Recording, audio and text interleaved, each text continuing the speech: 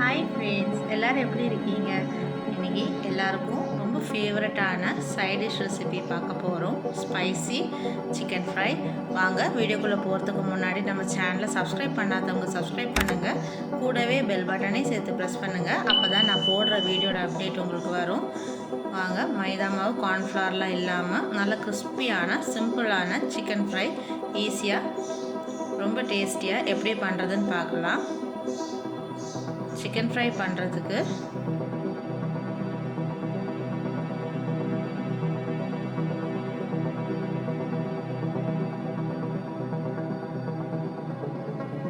Chicken fry பண்ணுறதுக்கு 1/4 kilo சிக்கனை நல்லா இதே மாதிரி க்ளீன் பண்ணி எடுத்துக்கோங்க. 2 spoon ginger garlic paste, 1 tablespoon Kashmiri chilli powder, 1 spoon garam masala. எடுத்து வச்சுருக்கிற சிக்கனில்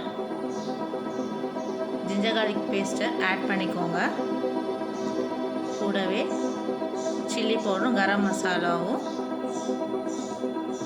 1 ஸ்பூன் சால்ட் ஆட் பண்ணி நல்லா மிக்ஸ் பண்ணி விடுங்க. மசாலா நல்லா எல்லா இடத்துலையும் சிக்கனில் ஸ்ப்ரெட் ஆகணும். நல்லா 1 ஹவருக்கு சோக் பண்ணிவிடுங்க.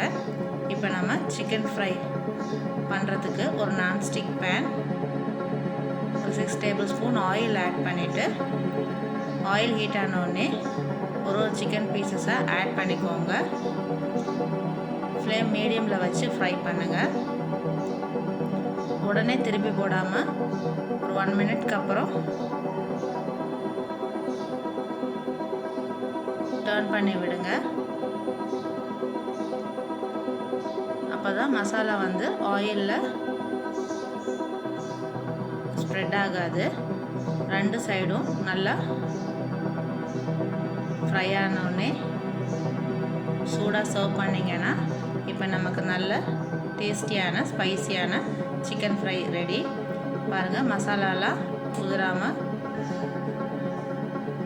ஈஸியாக ரெடி ஆகிடுச்சு. சாம்பார், ரைஸ், ரசம் கூடலாம் சைட் டிஷ்ஷாக வச்சு சாப்பிட ரொம்ப நல்லாயிருக்கும்.